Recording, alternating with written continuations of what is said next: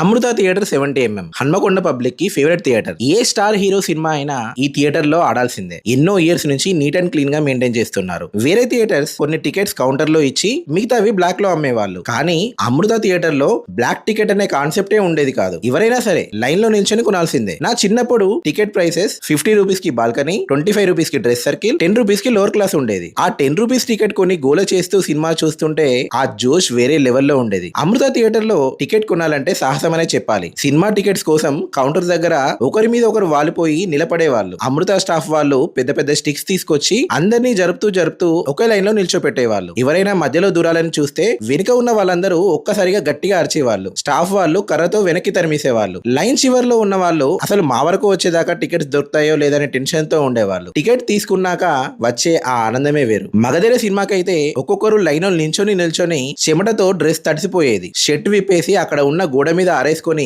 మళ్ళీ వచ్చి లైన్ లో నిల్చునేవాళ్ళు. టికెట్స్ కోసం పొద్దున్నే 4 గంటలకు వచ్చి కౌంటర్ దగ్గర బ్లాంకెట్స్ కప్పుకొని పడుకునేవాళ్ళు. పెద్ద హీరో సినిమాకి బ్యానర్స్ కట్టడానికి కూడా ప్లేస్ ఉండకపోయేది. థియేటర్ మొత్తం బ్యానర్స్ తో నిండిపోయేది. ఇంట్లో ఫస్ట్ డే సినిమా టికెట్స్ కోసం వెళ్తున్నామంటే అంతమంది జనంలో టికెట్స్ దొరకడం కష్టమని, తొక్కిసలాట జరుగుతాయని భయపడి పంపించకపోయేవాళ్ళు. ఇంట్లో తెలియకుండా వెళ్లి సాహసాలు చేసి తెచ్చుకునేవాళ్ళం. లేడీస్ కి సెపరేట్ లైన్ ఉంటుంది కాబట్టి ఎలాగైనా సినిమా చూడాలని ఇంట్లో వాళ్ళను బ్రతిమలాడి తీసుకెళ్లి వాళ్ళతో టికెట్స్ తీయించేవాళ్ళం. హీరో ఎంట్రీ అప్పుడు ఎగిరేయడానికి పేపర్స్ కట్ చేసి తీసుకెళ్లే వాళ్ళం. ఒకవేళ స్టాఫ్ వాళ్ళు లోపలికి పేపర్స్ అలో చేయకపోతే ప్యాంట్ లో షర్ట్ లో సీక్రెట్ గా తీసుకెళ్లి పేపర్స్ విసిరేవాళ్ళం. అమృతలో సినిమా చూడడం అంటే పండుగలా అనిపించేది. మెయిన్ సిటీలో ఉండడం వల్ల అందరికీ అందుబాటులో ఉండేది. ఏదైనా అడ్రస్ చెప్పాలి అన్నా అమృత థియేటర్ ని ఒక ల్యాండ్ మార్క్ గా చెప్పేవాళ్ళు. ఇప్పుడు మల్టీప్లెక్స్ లో ఎన్నో వచ్చాయి, కానీ అమృత థియేటర్ కున్న క్రేజ్ మాత్రం కొంచెం కూడా తగ్గలేదు. ఇప్పటికీ సినిమా చూడాలంటే అమృత థియేటర్ ని ప్రిఫర్ చేస్తారు. అమృత థియేటర్ అంటే ఒక ఎమోషన్, ఎన్నో మెమరీస్. బై ద వే ఇవన్నీ నా మెమరీస్ కాదు, మన ఫాలోవర్ సాయిరామ్ నాని గారు